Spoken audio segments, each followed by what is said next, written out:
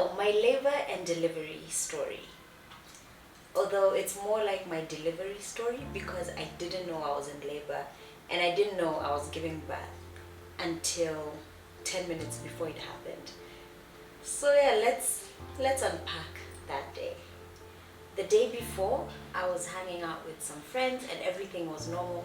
Birth was nowhere on my radar because I was at 36 weeks.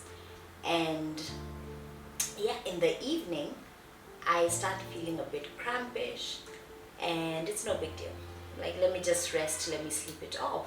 The next morning was our baby shower and we were supposed to get up bright and early because that's the day we wanted to do our baby bump shoot as well. So we were getting up early, get my hair, makeup done, do the shoot, and then go for the baby shower. Now this baby shower, we planned it for 3-4 months. That morning I wake up and the cramps are still there.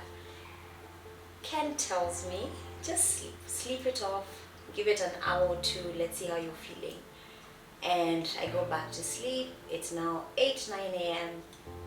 We're starting to run late because where we live is a bit far from the location of the shoot and the baby shower. I get up now at around 8-9.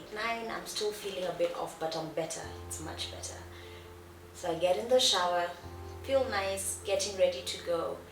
And at this point, I ask Ken, can we just call the doc and ask for a very strong painkiller to get me through the day? Because I'm sure I'm okay. I'm fine, but a painkiller would be nice. So just call him and ask what I can take. So as we're getting ready to leave the house,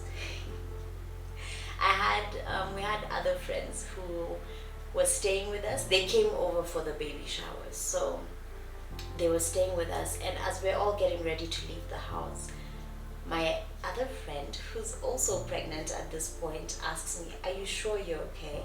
I'm like, I'm fine, no big deal, just a bit off. But a painkiller, I'll be good.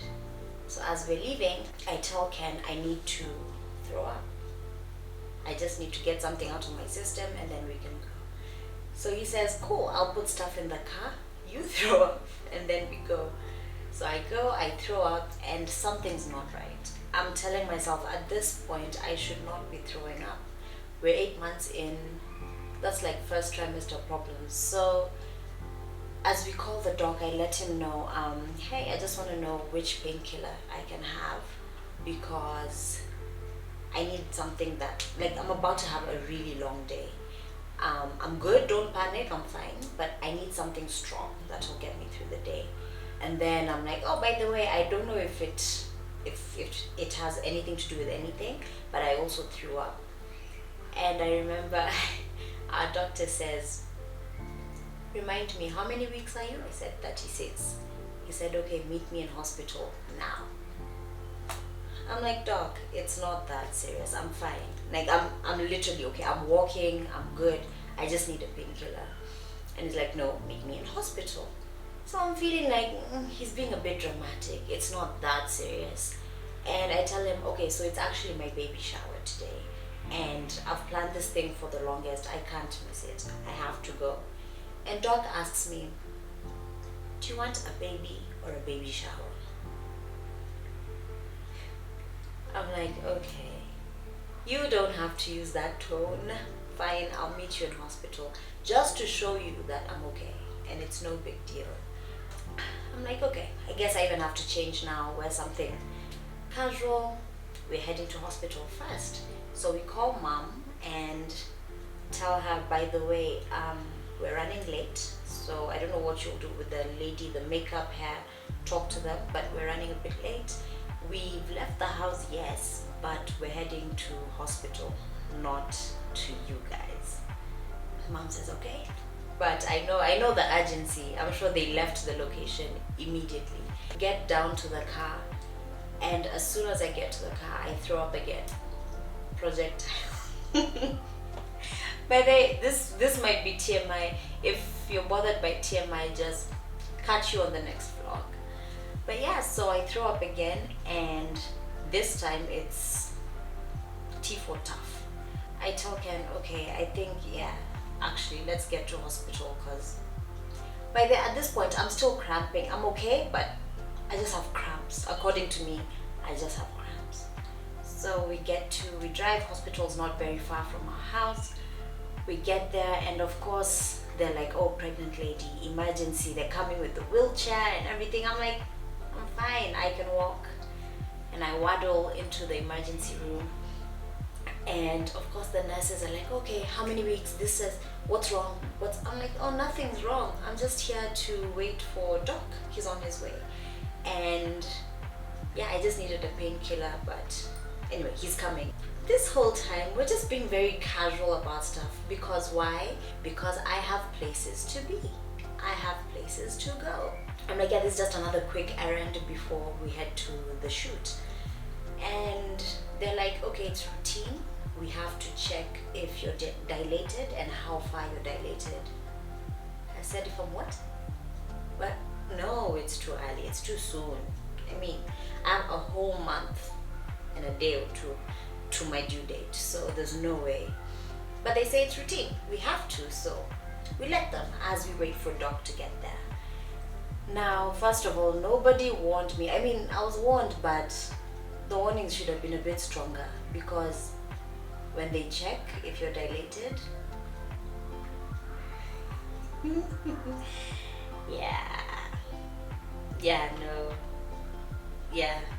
at this point there should be technology for that. We don't need to be doing that. In science, in medicine, we need to figure out a way to skip that part. Anyway, so they check and they tell me, oh, you're 2 centimeters dilated. And I say, 2 centimeters of what? There's no. I'd ask you to check again, but no. But there's no way. It's too early. So they tell me, we're gonna wait 4 hours, and if you're dilated any further, we have to admit you. If you're not, we'll let you go. We'll give you something to kind of like slow it down. Then you can come closer to your due date. Those are the 2 options. And I was like, okay, cool. 4 hours, I can go do my shoot, party a bit with my people, and then come back.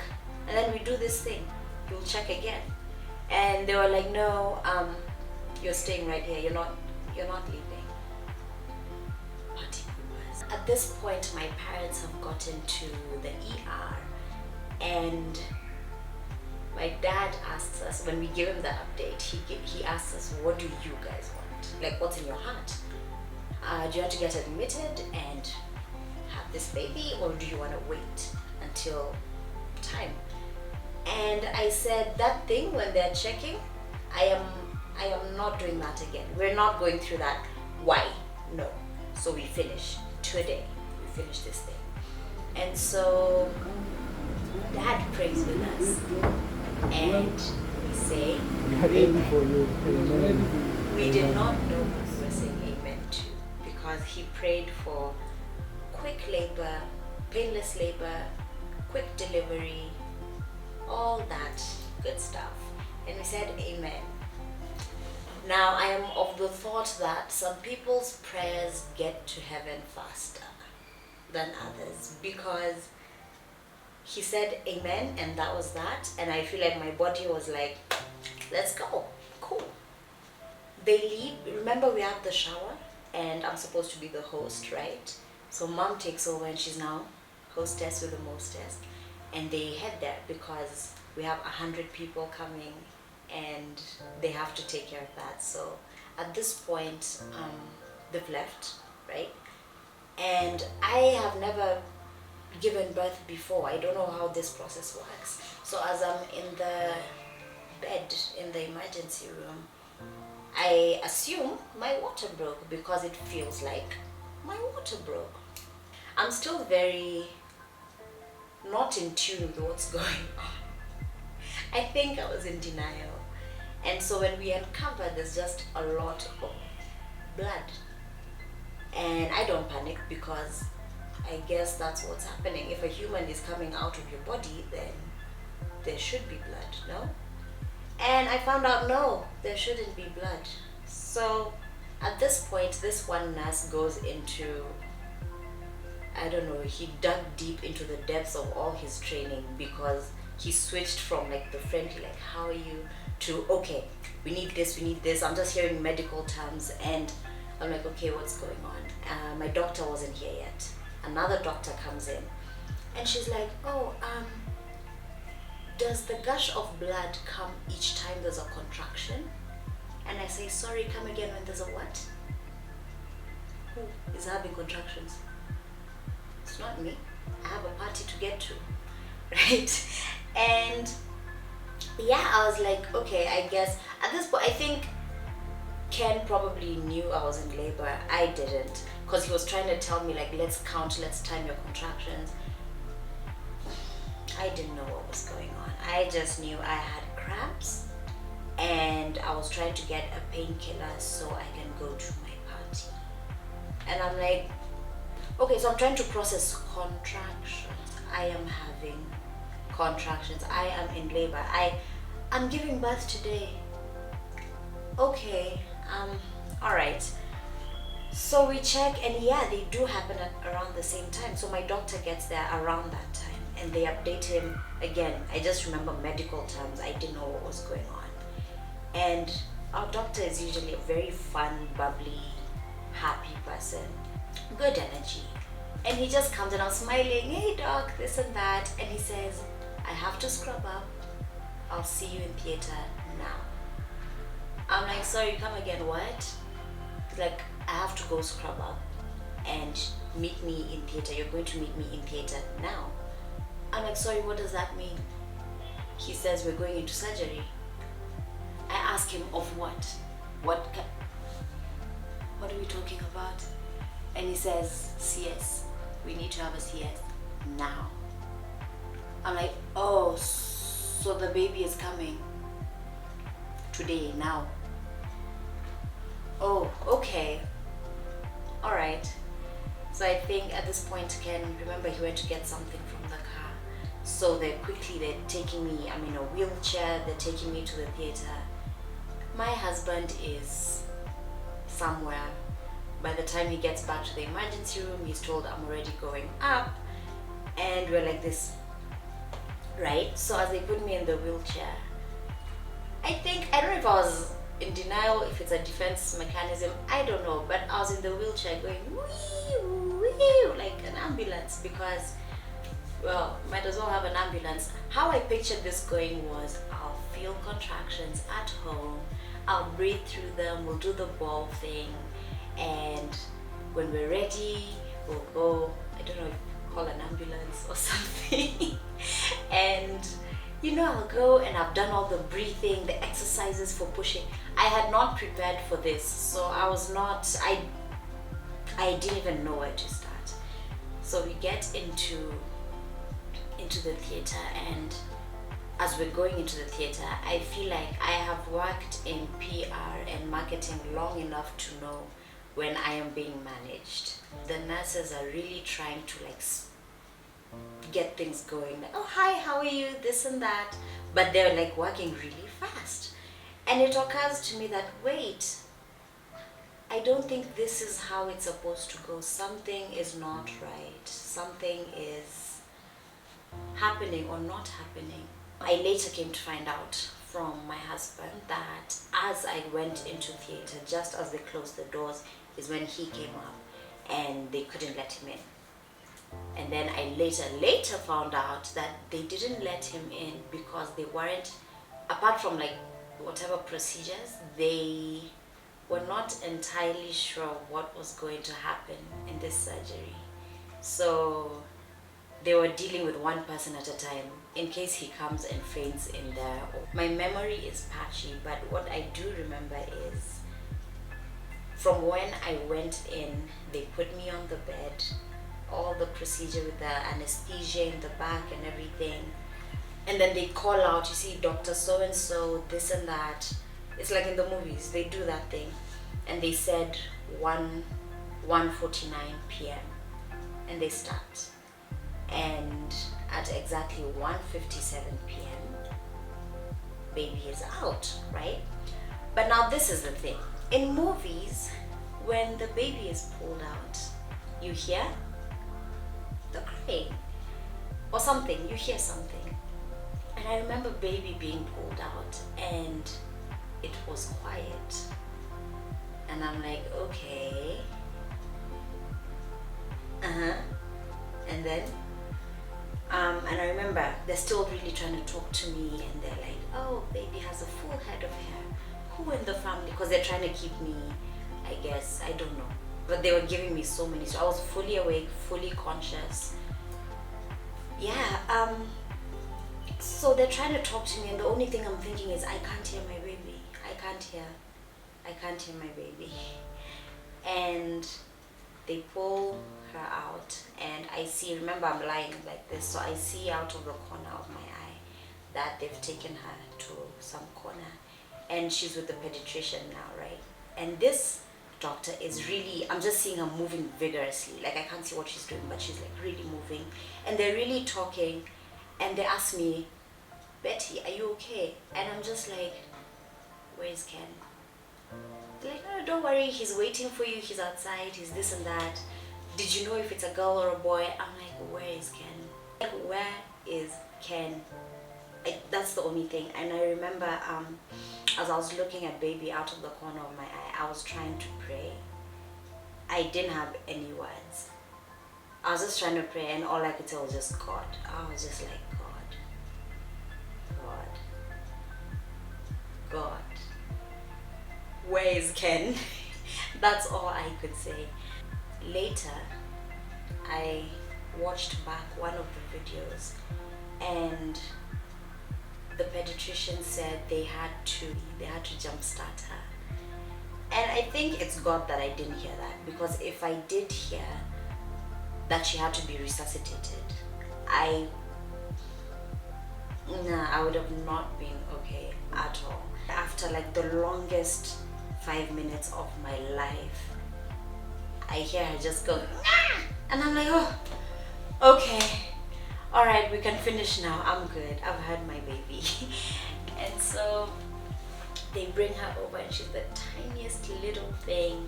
She came at 1.9 kgs, and all I remember, I was just like, oh, she smells so nice. So remember, I'm still like this. So they asked me, they bring her here and they allow me to kiss her and stuff. So I asked them if they can place her on my chest, because the movie said immediately the baby comes out, she needs to go on my chest and breastfeed and all of this. And they tell me, no, unfortunately we can't do that. We need to rush her to the newborn unit. And I'm like, okay, so where's Ken? Because I'm like, okay, that definitely means something is wrong. And they tell me, don't worry, Ken he's right outside, and he'll go with her up to the newborn unit and everything. So what had happened was my placenta and my uterus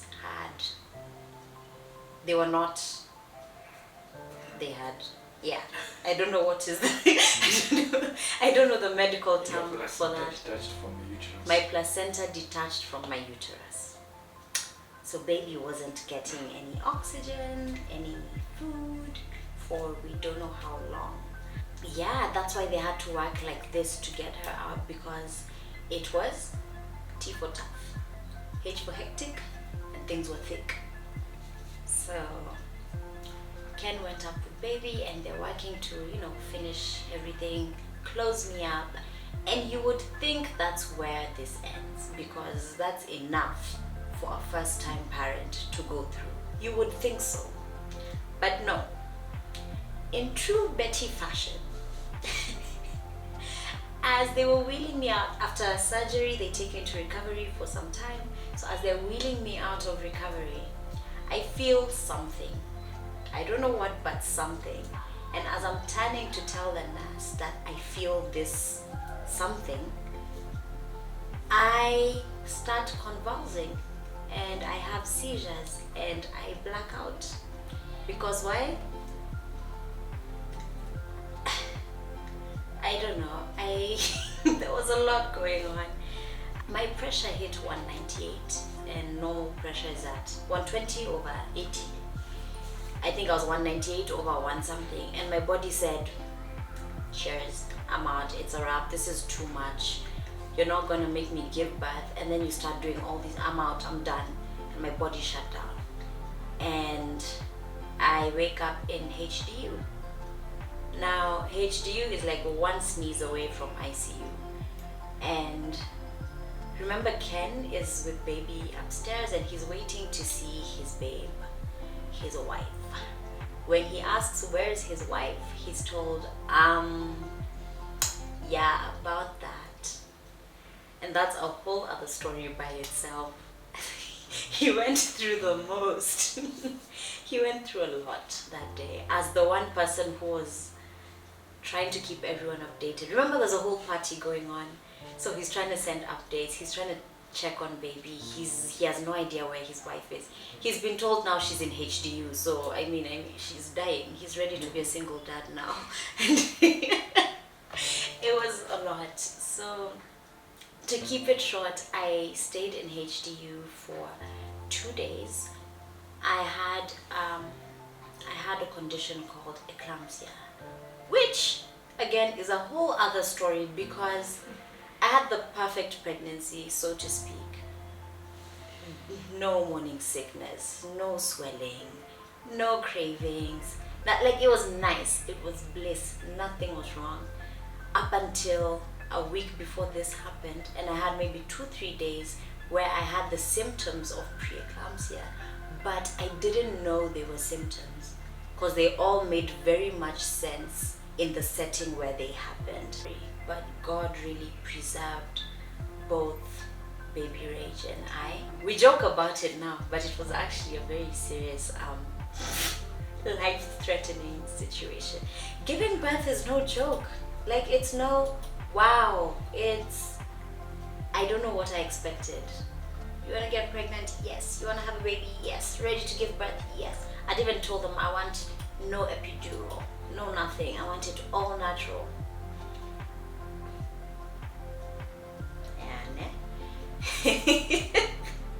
Giving birth is no joke. I don't know. I spoke as a fool. Now I know. I know better. I know to report symptoms and even if you think it's like the smallest thing, just be like, hi, I'm sneezing twice in a row. Is that okay? Is that normal? Because every little thing that I thought was not a thing ended up being like the top pointer to my situation. You would think that's enough for a first-time parents. We've gone through the most. But anyway, this is day 3. They moved me now to my own room, and we'd gotten like a really nice VIP room, enough space for everyone to come visit, and it was nice. It was like a hotel room. Fantastic. Yeah, I remember baby's in newborn unit. Baby was on glucose for the first 2 days to just try to get her energy back up and oxygen and all these things. Her sugar levels back up, and she had to stay up there, right, with like the special case babies.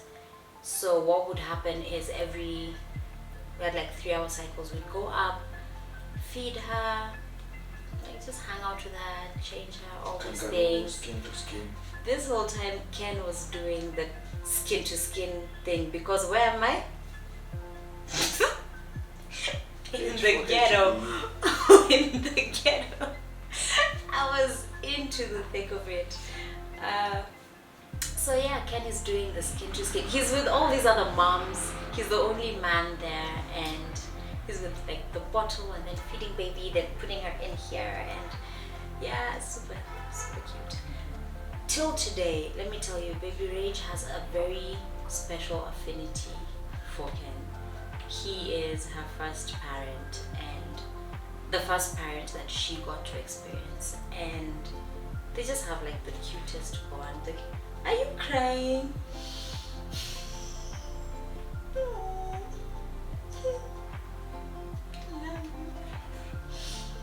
Yeah, no, it's I think we're laughing and joking about it, but it's, I think, been the most hectic part of both of our lives. And all of this happening it was crazy. It was an emotional roller coaster. I'm telling you the funny parts, but it was tough. It was hard. And remember the baby shower? Just wind back. They've all been told, oh, by the way, baby is here, so this is no longer a baby shower. This is birthday 0. And remember the friends who came to visit, who were also pregnant? It was just like, okay, you guys have to represent us now, so enjoy, it's your shower. And so of course everyone's calling and texting, but they don't know, like, we almost died. But yeah, it was a celebration, but people didn't know how thick things were, both baby and I. But I keep saying birth is not a joke. It's not like, oh, she gave birth. Now I know better. Now, like, paying it forward to all my friends who had babies before me, I'm so sorry. I didn't know. Now I will do better. So it was like a really tough few days, emotional roller coaster. You can imagine, again, Ken being the only man among all those women. And then now I'm out of HDU and I can go and do this every day, like taking care of baby. But because we're in hospital together, there was a bit of, they're now like, oh, now that you're here, he can only come during visiting hours. I'm like, why? He's been here. In fact, he's the one teaching me how to do. I don't even know how to wash the bottle. I'm like, okay, so we have to sterilize them, okay, and okay, we have to wash. You have to air dry them. You can't wipe the bottles. I didn't know all this. Ken was teaching me this, and the next few days became, I think it was a blur. I believe the mind forgets to protect itself because it was heavy. It was heavy. And I remember on one of the days when the one day when we had many guests, about 7-8 people came to see us, and they'd come into the room and they're like, oh, where's the baby?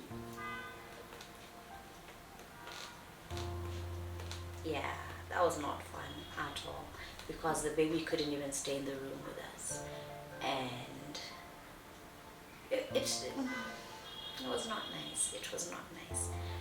As I said, you would think emergency surgery, baby coming out super tired, so tired she can't do anything, them having to basically resuscitate her, me going into whatever, I don't know what light I was going towards, but my body shutting down, Ken taking on all the strain of trying to, like, you're so happy baby is here, but again mom is almost not here, so trying to balance the emotions. And you'd think that's enough. On day 5 of being in hospital, I'm okay now, right? And we are released, and I'm happy we can finally go home. So I go up to the newborn unit and tell them, okay, I've just signed, my discharge sheet. I'm ready to go home. So where do I sign for baby? What do we do? What's the procedure? And they're like, no, you were discharged. Baby was not. I'm like, what do you mean? What is this? Explain to me like I'm 5. What are we talking about here? And they say, no, you're 2 separate patients, right? So you can go home, but baby isn't ready to go home yet. And my heart broke. I was heartbroken. I was annoyed. I was so pissed off.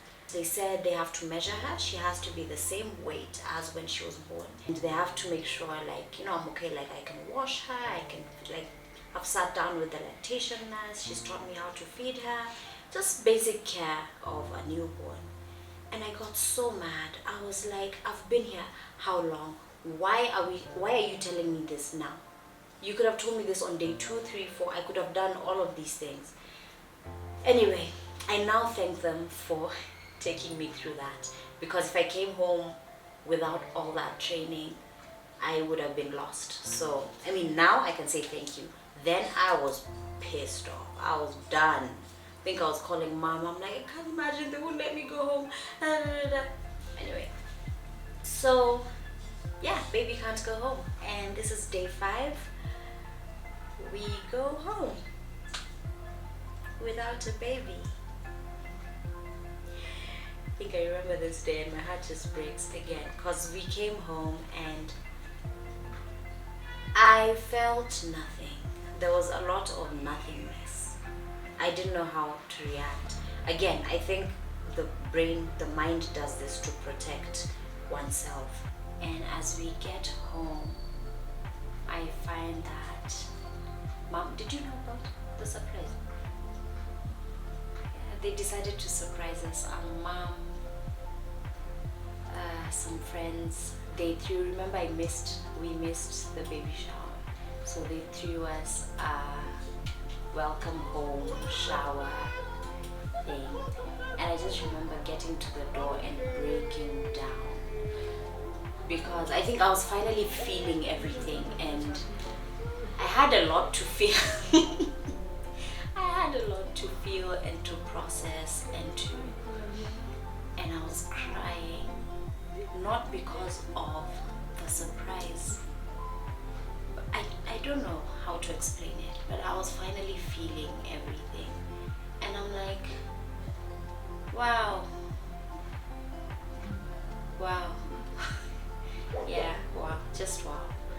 But I remember telling Ken, that is the, like, when we went into bed that night, that is the first time I cried since she was born. Since she came out, that was the first time I cried. And I think I cried myself to sleep. Not because of not coming home with baby, I think that was one of them, but finally feeling everything. You're like, oh wow, it's been a long week. Like when I last left this house, I was going for a photo shoot, I was going to party, I was going to have a good day. And then things took their own turn, and okay, we have a baby now, a preemie. We have a preemie that we have to take care of, and I don't know what I expected, but it was very different from the thought of having a newborn, where you're like, oh, okay, let's go. Now this is a preemie. This is a little egg. We have to take care of this tiny little baby.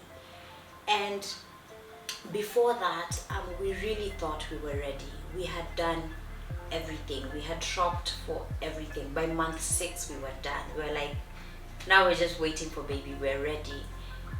Turns out you can never be ready. You can never fully prepare for this new person to enter. However, whichever way they'll come, I don't think you can fully be ready. And now this preemie comes and I'm like, the bottles are too big, the clothes are too big, the diapers are too big. We had, thanks to the baby shower, we had enough diapers for like 6 months. She can't wear any of them.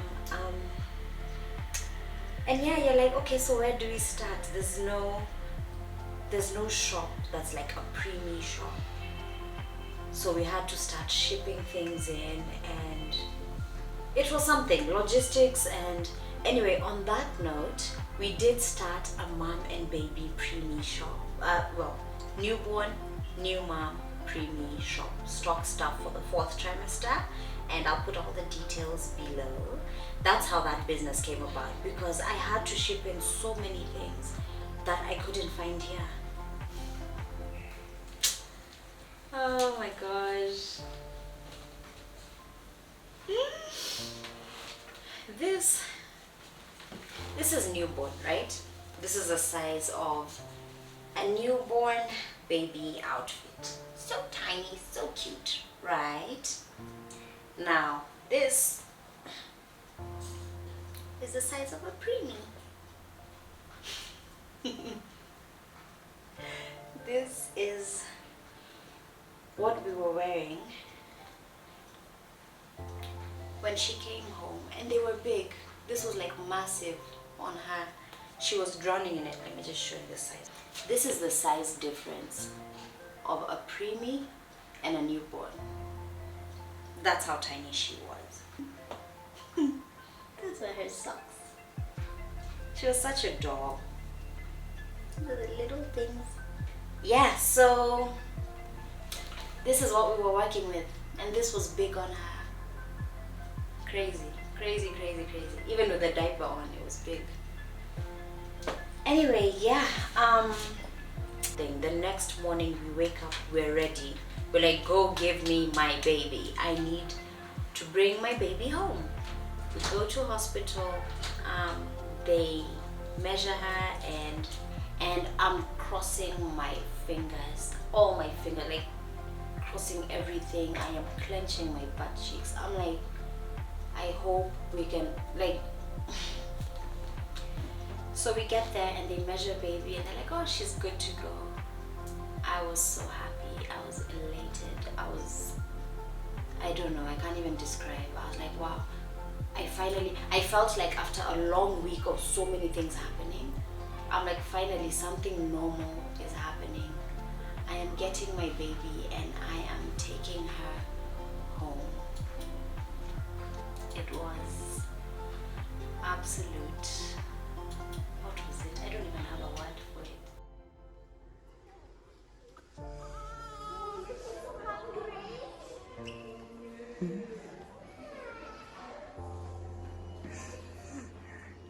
That's your show.